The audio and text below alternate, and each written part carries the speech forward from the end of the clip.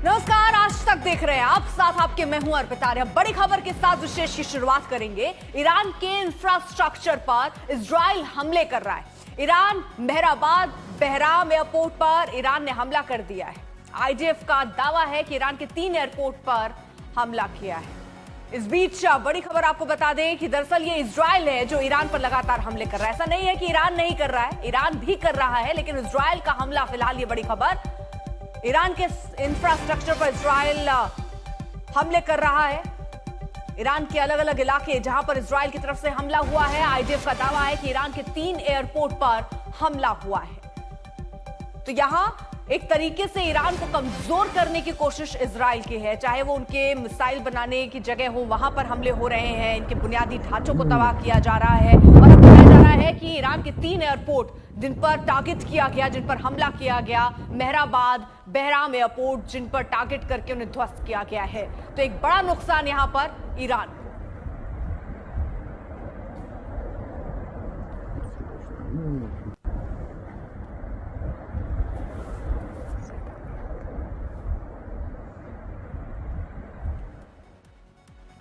अब बात उस ऑपरेशन की जिसकी पूरी दुनिया में चर्चा है। अमेरिका ने ईरान में अपने पायलट को बचाने के लिए गजब की दृढ़ इच्छा शक्ति का परिचय दिया और पूरी दुनिया को यह संदेश दिया कि अमेरिका अपनों को बचाने के लिए किसी भी हद तक जा सकता है।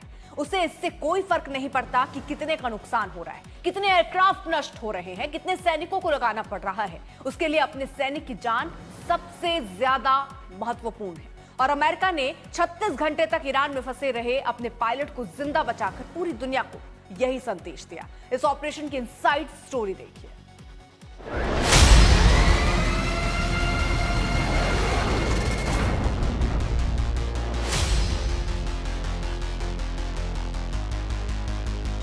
अमेरिका ने फिर से असंभव को संभव करके दिखाया। अमेरिका ने कैसे 36 घंटे तक ईरान में छिपे रहे अपने पायलट को बचाया। कैसे अमेरिका ने अपने एक पायलट को बचाने के लिए पूरी जान लगा दी। क्या है अमेरिका के मिशन इम्पॉसिबल की असली कहानी। यह कहानी है उस इच्छा शक्ति की जो ये कहती है कि अमेरिका दुश्मन देश में अपने किसी भी सैनिक को छोड़ नहीं सकता, चाहे कितनी भी खतरनाक और गंभीर परिस्थितियां हो। अमेरिका अपने सैनिक को बचाने के लिए जरूर आएगा और यही हुआ ईरान में।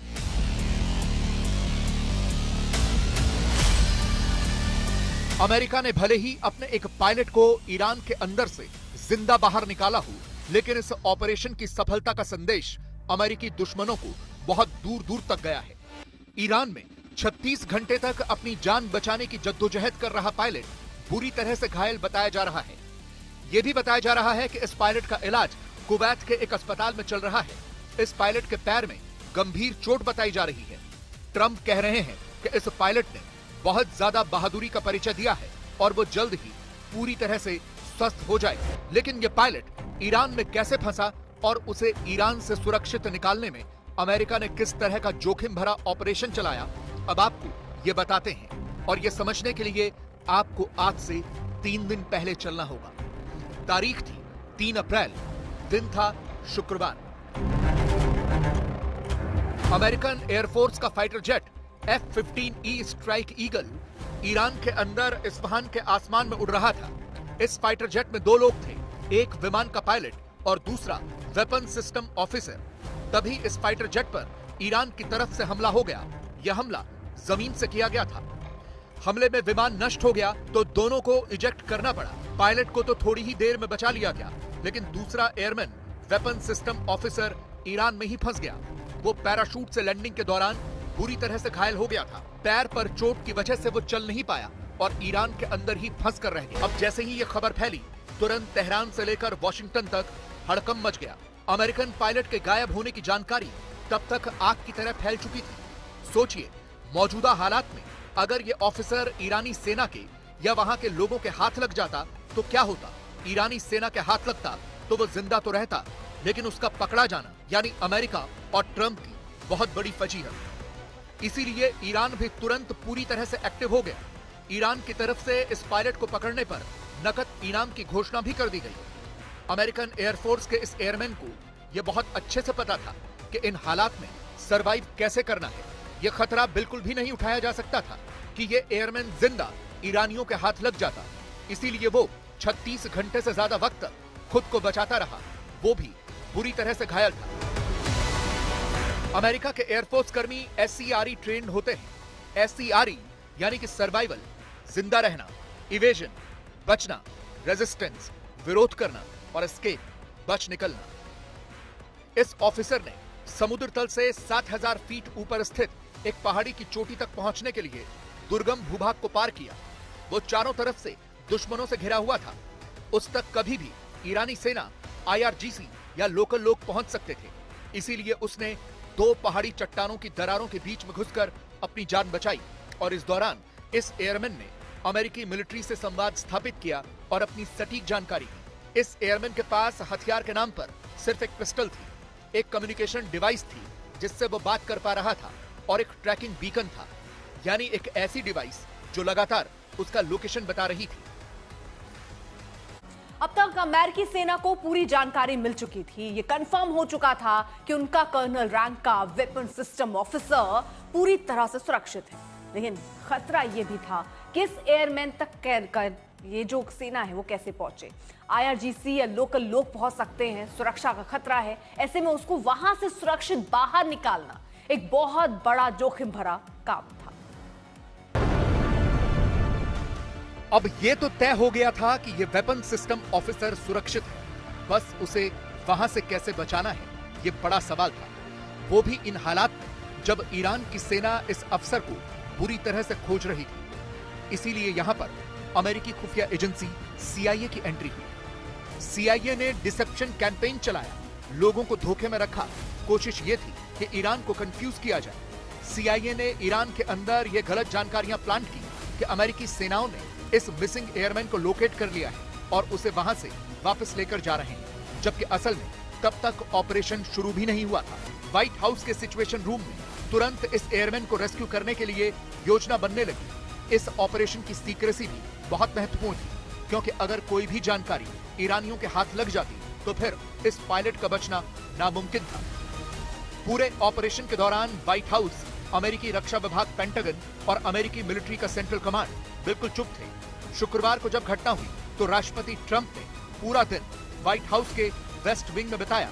वो अपने ओवल ऑफिस में थे या उससे ही सटे एक डाइनिंग रूम में थे और वहीं से इस मिशन और ऑपरेशन का पूरा अपडेट ले रहे थे। यहां तक कि शनिवार को ट्रंप अपने रूटीन गोल्फ कोर्स भी नहीं गए, वो व्हाइट हाउस में ही रहे और एयरमैन के रेस्क्यू के पूरे ऑपरेशन का अपडेट लेते रहे। तुरंत ये तय हुआ कि इस एयरमैन को रेस्क्यू किया जाएगा। एक विशाल टीम तैयार की गई। रेस्क्यू ऑपरेशन ईरान की धरती पर उतरने को लेकर था तो कुछ भी हो सकता था, इसीलिए टीम में सारी स्पेशल फोर्सेस रखी गई। इस ऑपरेशन में अमेरिकन मिलिट्री के सैकड़ों कमांडोज और इंटेलिजेंस ऑफिसर शामिल थे, जिसमें special operation forces, delta force, navy seal team 6 के कमांडोज और CIA के ऑपरेटिव शामिल थे, जिन्होंने असंभव को संभव करके दिखाया। इस बीच अमेरिकी मिलिट्री ने कुछ अतिरिक्त कदम उठाए, इलेक्ट्रॉनिक्स जैम किए और आसपास के इलाकों की महत्वपूर्ण सड़कों पर बमबारी शुरू की ताकि स्थानीय लोग या ईरान की सेना वहां तक न पहुंच पाए। इसके बाद इस एयरमैन के रेस्क्यू के लिए एक बहुत छोटा हवाई जहाज भेजा गया, जो बहुत ही छोटे एयरफील्ड में लैंड हो सकता था और जिसका वजन भी बहुत कम था। इसके बाद CIA ने ही इस ऑफिसर की एग्जैक्ट लोकेशन पता की और फिर उसे मिलिट्री को शेयर किया। अमेरिका के स्पेशल ऑपरेशन फोर्सेस उस पहाड़ी पर पहुंची जहां पर यह ऑफिसर छिपा हुआ था। अमेरिका के प्लेन्स उन रास्तों पर स्ट्राइक कर रहे थे जहां से ईरानी सेना इस पहाड़ी पर पहुंच सकती थी और ट्रंप इस पूरे ऑपरेशन को सिचुएशन रूम से देख रहे थे। लेकिन अमेरिका को इस ऑपरेशन में नुकसान भी बहुत ज्यादा हुआ है। अमेरिका ने अपने एक सैनिक की जान बचाने के लिए सारी ताकत झोंक दी। अमेरिका ने यह फिक्र नहीं की कि उसे कितना एयरक्राफ्ट का, हेलीकॉप्टर का या फाइटर जेट का नुकसान हो रहा है।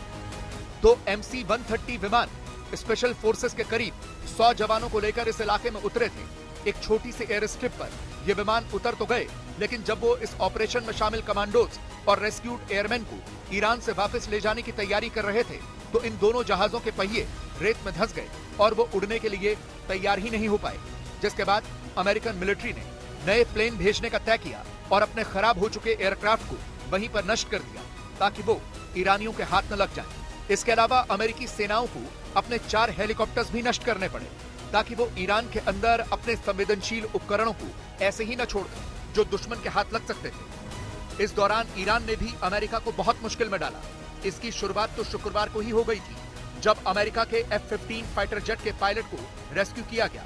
शुक्रवार को ही ये खबरें भी आई थी कि अमेरिका के 2 ब्लैक हॉक हेलीकॉप्टर्स जब अपने लापता एयरमैन की तलाश कर रहे थे तो ईरानियों ने उन पर भी फायर किए, जिसमें वो बच गए। एक अलग घटना में अमेरिका का एक A-10 वॉरथॉग फाइटर एयरक्राफ्ट कुवैत के ऊपर हिट हुआ और क्रैश हुआ।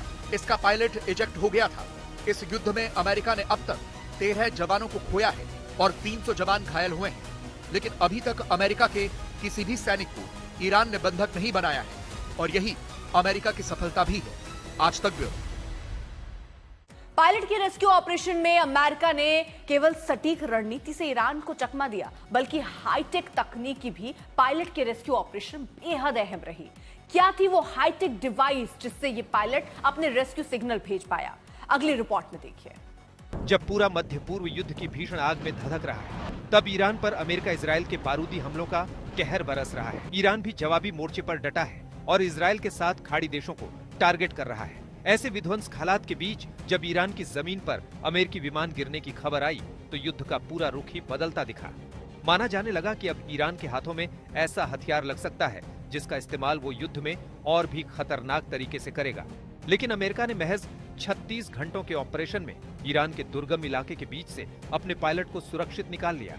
IRGC अमेरिकी पायलट को तलाशती रही, लेकिन उसके हाथ कुछ नहीं लगा। अमेरिकी सेना ने जिस तरह से इस पूरे ऑपरेशन को अंजाम दिया है वो हैरान करने वाला है। बेहद सटीक रणनीति, तेज ऑपरेशन और तकनीक के जबरदस्त इस्तेमाल से अमेरिका ने वो कर दिखाया जो करीब करीब असंभव माना जा रहा था।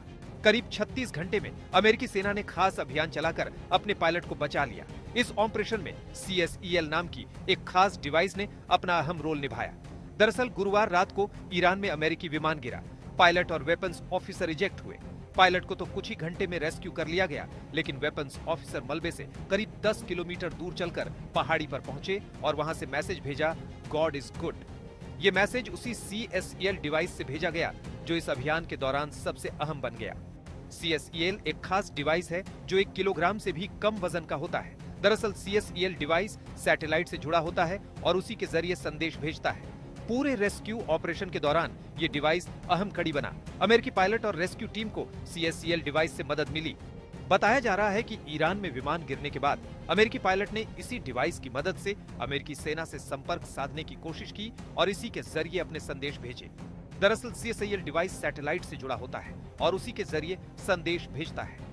मीडिया रिपोर्ट्स के मुताबिक ईरान में फंसे पायलट ने छोटे छोटे एनक्रिप्टेड संदेश इसी डिवाइस के जरिए भेजे, जिसमें उसकी सटीक लोकेशन की जानकारी अमेरिकी सेना को मिलती रही और लोकेशन ट्रेस होने के बाद इस खतरनाक रेस्क्यू ऑपरेशन की रणनीति बनाई गई। जानकारी के मुताबिक इस डिवाइस के सिग्नल काफी तेजी के साथ फ्रीक्वेंसी बदलते हैं। यही वजह है कि ईरानी सेना के लिए इसको ट्रैक कर पाना आसान नहीं रहा। इस डिवाइस से बातचीत करने का तरीका भी काफी अलग रहा, जिसमें किसी तरह की लंबी बातचीत नहीं की गई, केवल छोटे सिग्नल ही भेजे गए। डिवाइस से भेजे गए मैसेज सीधे सैटेलाइट के जरिए अमेरिकी कमांड सेंटर तक पहुंचे। डिवाइस में पहले सुरक्षित जगहों की जानकारी लोड की जाती है, जो नेविगेटर को छिपने में मदद करती है।